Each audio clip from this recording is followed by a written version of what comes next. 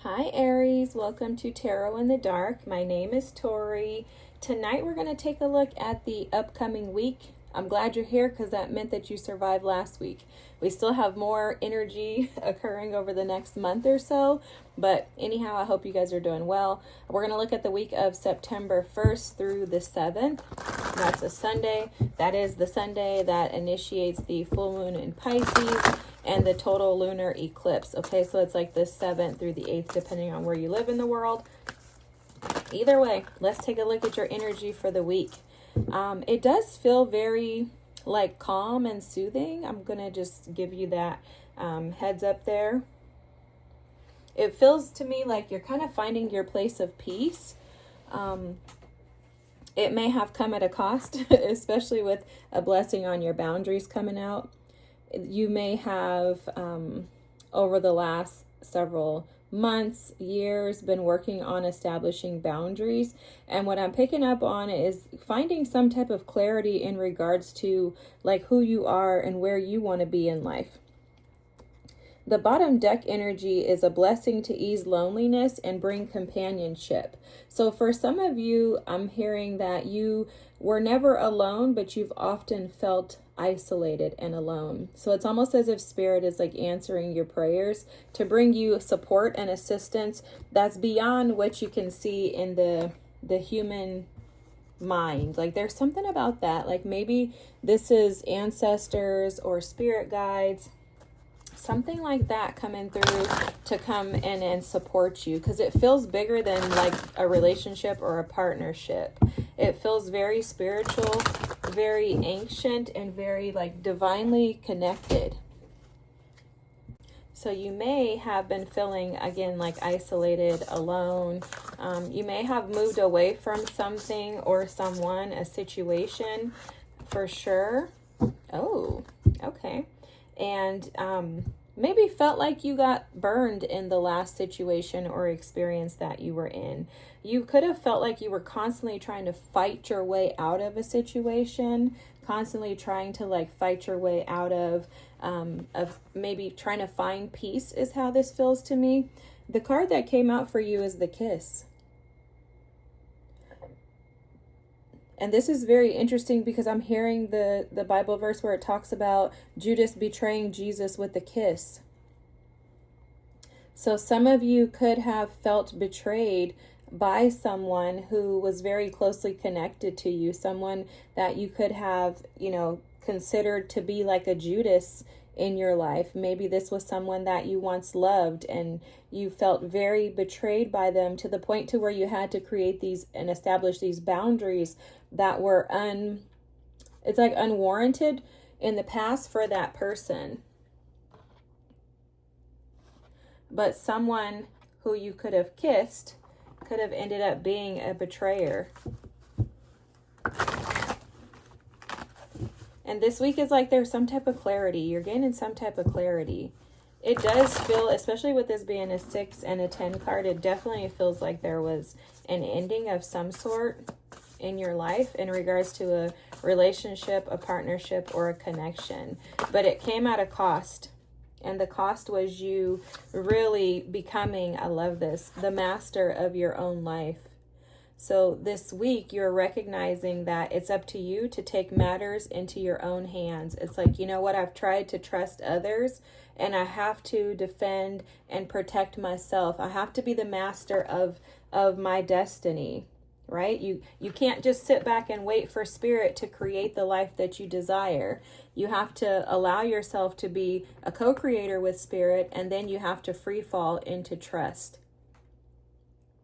And this definitely gives me like the Fool vibes. The Fool is your card, your energy, Aries. So this is about not allowing the past to prevent you from believing that beautiful things can happen to you and that you can move forward in connections that are, aligned with who you are. The bottom of the deck here is New Vision, which definitely makes me feel like you're gaining a different perspective on life. It's like something was holding you back. Something was stagnating you. Something was preventing you from being able to see things clearly. It's almost like you were missing the mark of life by being in that situation. And I don't think you realized that back then. Like, I don't think you realized the impact that that relationship had on you. And it's like now you're seeing like, wow, that actually was not beneficial for me. And it was preventing me from being able to move into new pathways, new opportunities. No way, guys. Look at this. This is the archway. New opportunities, possibilities, and paths are opening up for you. But it took you releasing that past energy and accepting the fact that you are the owner of your life. You are the master of your life. You are the responsible party in your life. And you have 2 cards here with months. So you have January and February. For me, what I'm picking up on with this January, February energy is that in January and February of this past year, you had some major wake-up calls. Okay, it seems like January and February could have been some of the coldest months for you, meaning you were completely stressed out, uncertain, and unsure as to which direction your life was going to go in. But now what's happening is you've got this torch that's been lit. There's a spiritual development, enlightenment, awareness, and understanding that you've come into, and this is assisting you on the path to good fortune with the beetle here. I'm also picking up on the winter being over. Like your winter months have been burned away by this new way of looking at life. There's some type of spiritual enlightenment that's been given to you. It's been privy to you, which again, that gives me the energy of having ancestors, spirit guides, working with and co-creating with spirit that are assisting and supporting you. This is bigger than you, Aries.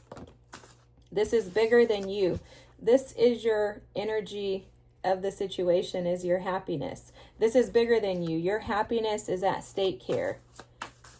Your happiness is at stake, and you're not allowing anything or anyone to keep you from having that experience of happiness.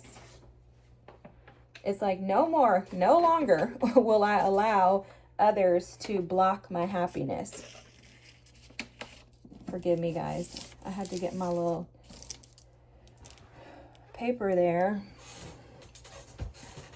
But yeah, you're like no longer allowing others to come in and to rob you of your happiness. You're tired of sitting in grief, in sadness. And it has something to do with like kissing the wrong people. There's something about a frog coming through. Like maybe you kissed too many frogs in the past and you're like, no. Which we're going to get your past energy here. Oh my goodness. Wow. Okay, these are absolutely meant to stay out. Your past energy, the 5 of Pentacles with the Devil. Yeah, in your past, you have dealt with too many energies of individuals, situations that were low vibe. Okay, these energies were actually preventing you from being free. You notice that they're stuck and attached to, but they're attached to the devil. But along with that, this 5 of Pentacles energy is an energy of constantly feeling like you've been left out in the cold. But it's because you were okay with being attached to those energies. You were comfortable being attached to those energies because that's where your vibration was. Okay, and there's something that has happened, maybe something that happened in the past, week or so. This seems like an awakening, like a massive, like wake up call. Like all of a sudden, you're now on track with the direction that you should be going in life. And it's like, no, I've been kissing too many frogs. I'm not going to allow myself to stay stuck in this energy. Yeah. Look at this. Okay, this is so dope. Look at this. The Ace of Swords. Okay, let me tell you what was coming through. The 2 of Cups is in your energy of what's blocking you. What's blocking you is your ability to... Oh, Aries, I have to say it the way it is. It's your ability to attract right partners. Okay, and when I say that, it's like you're attracting partners based on the wrong things. With the 9 of Cups energy being the situation at hand, you're attracting partners that make you feel la la la la la temporarily, and then it goes away. This is this is Piscean energy, very like delusional, can be overindulgent, can be very much like passionate, all about passion, you know, let's have some fun, let's get engulfed in one another. And then, you know, the next second they're like, oh, I'm over this, right? So this is the Nine of Cups energy for the situation. This is about your happiness. It represents that. But looking at it from this perspective with the Two of Cups here in the blockage, as well as the Devil and the Five of Cups in your past energy that needs healing, with the Six of Wands and the Seven of Swords in your advice, is there some type of false narrative that you've been telling yourself? You've been believing lies in regards to your own self-image, your own identity. This is also your energy, Aries, that Six of Wands. The way that you see yourself has not been true to who you actually are, because the Two of Swords is in your hidden energy. There's some type of blockage that you have in regards to seeing yourself clearly, and then it also is causing default and challenges when you're trying to choose love partners. You're seeing people and situations through a lens that is false. It's a lens of lies. And I'm just telling you like it is, guys. I love y'all. I love all y'all. But I gotta be real. And you got the Ace of Swords at the bottom of the deck. There's something about inconsistently or being inconsistent in showing up consistently. Okay, so like how they're showing it to me is like, you know, you meet somebody, you get to know them, they make you feel all the woo, yes, oh, I love this person, oh my God, I love them, they're amazing. And then you find out, oh my God, that person is a terrible like babysitter, so there's no way that I want to marry somebody like that and have kids. But it's like you're finding this information out too late. And the advice is for you to slow down, to be honest with yourself. You notice that this Ace of Swords card, the sword here is the largest. So there's 6 swords here, and then there's the one here. This is slowing down. The Six of Swords is about slowing yourself down and moving into calmer waters. So coming out of this like love bombing phase, and instead being able to really assess the situation for what it is and see it truthfully with clarity. Maybe the way that you view love possibly is a blockage as well. For those of us who have childhood wounds, mother-father wounds, it's very challenging for us to see love and other people through a true lens of love because we haven't seen it ourselves. So we're like, what does that mean? And there's something coming through in regards to your boundaries. And your boundaries are so important, but it's in regards to a new way of thinking. Look, you even have this transformation energy right here. Okay? And the Nine of Cups at the bottom of the deck is showing up, but it says laziness. So don't be lazy in the way that you choose to transform, in the way that you see things. Don't be lazy in choosing partners that you want to spend your life with. So not being so,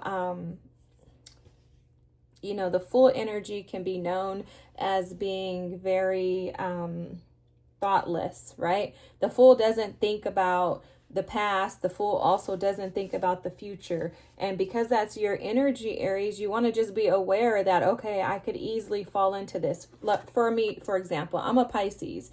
Because I know for a fact that I can fall into delusional thoughts, I really do have to slow it down. And I've learned to do this because I've jumped into one too many situations, forget love, just in life in general, where I'm like, oh my God, I love this. This is so awesome. Oh my God, I want to stay at this job forever. And then the next week I'm like, oh heck no, I'm not picking these patients up. This is ridiculous, you know? So it's like slowing down. I understand that those could be character flaws within me, because it's my personality, it's my sign, right? But that doesn't mean that I have to operate in that, and I don't have to make that my identity. And that's kind of what's coming through with you, is like you've kissed a lot of frogs. Establish a boundary within yourself. Become the master of your own destiny. Co-create with spirit, right? master the ability to be able to take a risk when it's beneficial to you and to pull back when it's not. Because a part of what the Fool doesn't look at is he doesn't look at the future. So he just jumps into everything just because he doesn't think about it. Now, there are pros and cons to that. The pros are that when you're so resistant to change, you're not thinking about it. You're like, I'm just going to go for it, right? You guys, Aries, you guys could be rejected 3,000 times and you'll still go for it. That's amazing resilience, right? So that's a benefit of having that Fool energy. The downside to that is that you tend to block out a lot of what needs to be seen by looking at it through the lens of, oh, okay, yeah, deception, right? Deception, envy, pride, and ego. That's what these cards represent. So the advice is for you to remove your... how can I explain that, Spirit? In a nice way. That's what I'm asking, guys. I need a nice way to explain this. Like, remove any self-seeking thoughts, ideas, mindsets around, choosing a partner. And what Spirit is showing me is like it, and they're saying very clearly that does not mean that you can't go after who you like or what you like, but that means to not deceive yourself based on external factors, okay? Like maybe somebody's like super beautiful and you're like, oh yeah, or super handsome and you're like, that's the person for me. Or they got a big thing, and you're like, oh my God, that's exactly what I want. Spirit is like, wait, don't do that. Don't do that. Because I want to send you, and this is Spirit talking, I want to send you the right partner. But I can't if you continue to create these ideas in your mind that things are going to be, peaches and cream or rainbows and butterflies all the time. Because Spirit is showing that that's what you keep putting yourself into. You're putting yourself in these connections, in these situations with people who really don't feel good about themselves. And it's because you don't feel good about yourself. You're okay to be attached to the devil because you feel like you're the devil. Okay? You're attaching yourself to things that really you don't even align with anymore, but you're not allowing yourself to elevate and to promote into something new because of the way that you're viewing yourself and the way that you're viewing love, relationships, and partnerships. So it's almost like Spirit is trying to show you a new way of doing love. And this is beautiful. I love that, Spirit. That's beautiful. It's like Spirit is saying that Spirit is trying to remove the ice from your heart, trying to like purify and cleanse you, to give you a love that is enduring, but also to give you a love that feels very warm and childlike. It feels very innocent in nature. It allows you to be seen, but it also allows you to see the other person. There's clarity. There's truth. There's consistency in the new, but there's something about the way that you've been viewing love and the way that you treat love. And it could be too some fairy tale ideas around like just a kiss, like, oh, a kiss is all it takes for me to know that this is the one for me, only to find out that nope, that's actually the devil. That's the devil. That was passion that we were feeling. That was me being wounded, me feeling and tapping into my abandonment wounds. That person made me feel seen, significant. They validated me, only to find out that they were the devil. And it's because that's the energy that you're operating in towards yourself. You're giving yourself that energy, so that's what's returning to you. And I know this is a tough pill to swallow. And I've had to encounter and experience this myself. Actually, guys, let me just share this with you and then I'm going to close the reading out. Just because I want y'all to know that you're not alone in this, that this is a part of awakening. This is a part of enlightenment. And this is a part of spiritual development. This is a part of it, is that torch being lit. And that torch doesn't always feel good when it's burning you. But I promise you, wow, thank you, Spirit, for reminding me of that. I promise you that if you would allow Saturn to teach you these lessons, remember I talked to you guys about that. Was it last week or the week before? I promise you, if you will allow Saturn to teach the lessons that Saturn is trying to teach you, you will come out on top. Good fortune is destined to be yours if you will learn the lessons that Saturn is trying to teach you. Now, on the way up, it feels like this wall of thorns. You feel like you're constantly being stabbed and attacked and brutalized or vandalized. I mean, that's how I felt. That's what I was going to share with you guys.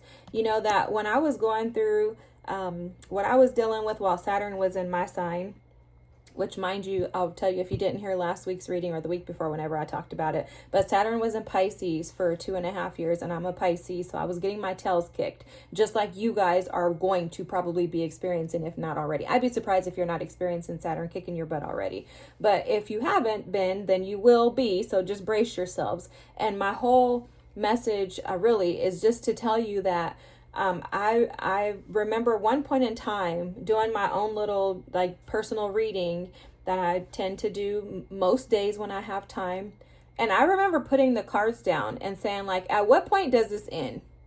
Like I was just like throwing the stuff. Like I was so pissed off, guys, because I was like, at what point do I get a break? Saturn, you're kicking my butt and I'm sick of it. You know, it was defeating, to say the least, guys. So I know how this feels. A part of Saturn being in your sign is to help you to identify and find your true self. And in my opinion, from my experiences, that's one of the biggest lessons is who the heck are you? Who are you? How do you view love? How do you view partnerships? The way that you view partnerships, the way that you view love is the way that you view yourself. What are you accepting from partnerships? Are you accepting what you're giving yourself? And if so, we're going to change that. Unless you're accepting abundance, true love, love that is divine, which I will tell you one thing that I've learned in this Saturn energy is that your desires in love will change when you elevate. When you become more spiritually enlightened and aware, the things that you desire will absolutely change in you. You can no longer deal with this low vibe energy. And it's not to shade anybody. It's just like, no, we've outgrown each other. You can't deal with the devil and sit in this 5 of Pentacles energy when you are enlightened. Because you realize like, hey, I've been looking at myself all wrong. I actually am the master. I actually am the kiss. Like I can give all these things to myself. So I don't need to be validated by external forces. I don't need anybody to see me because I see myself. And I'm not afraid to slow down as I'm getting to know you, as I'm communicating with you, because there's no way I'm going to let you come in and love bomb me and feed me a bunch of lies and think that I'm going to overlook them just because you're making me feel good in the moment. You accept and embrace these lessons because you realize that they're blockages to your true happiness. Those things block you from actually being able to attain this 2 of Cups, which is why you have the 2 of Cups in your blockage. The cups are not reciprocating. You see, they're upside down when this is a blockage. Nobody's pouring into anybody but themselves. You won't accept relationships like that because you'll recognize that you deserve someone who's willing to pour into you equally. And you'll also come into an understanding that that is available and accessible to you and that you deserve that. So these are very challenging lessons to learn.